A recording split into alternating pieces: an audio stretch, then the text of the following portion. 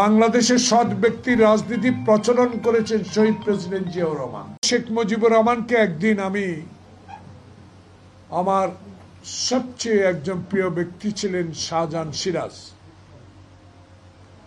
টাঙ্গাইলে তার জন্ম, মুক্তিযুদ্ধের পতাকা উত্তোলনকারী,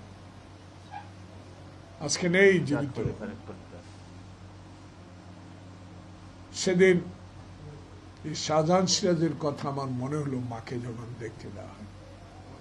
আমাকে বলেছে রাজনীতির ক্ষেত্রে জীবন অনেক কিছু হারাবা, যদি টিকে থাকতে হয় সব ভুলে যেতে হবে। শেখ মুজিবুর রহমানকে তখন এই শাহজাহান সিরাজের সামনে একটা তখন বলেছিলাম, ঘুরে এসেছেন, যুদ্ধ দেখেন নাই। ৭১-এর কালো রাতে আপনি পাকিস্তানি বাহিনীর গুলির দৃশ্য দেখেন নাই। আপনি কিন্তু আমাদের বুদ্ধিজীবী যাদেরকে ধরে নিয়ে গেছে তাদের পরিবারের কান্নাও দেখেন নাই। কিন্তু আপনি আজকে রাষ্ট্রপতির প্রধান মন্ত্রী এবং জাতির পিতা।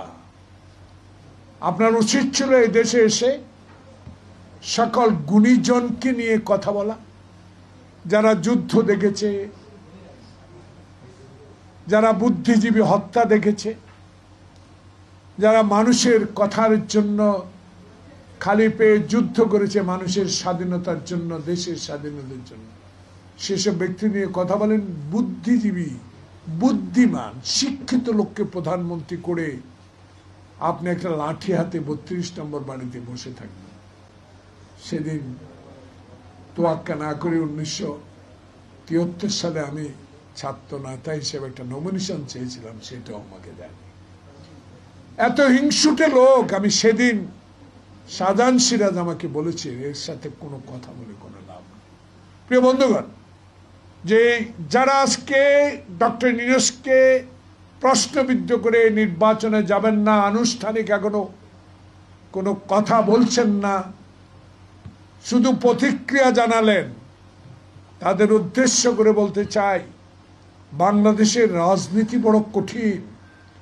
বাংলাদেশের সৎ ব্যক্তির রাজনীতি প্রচলন করেছেন শহীদ প্রেসিডেন্ট জিয়াউর রহমান।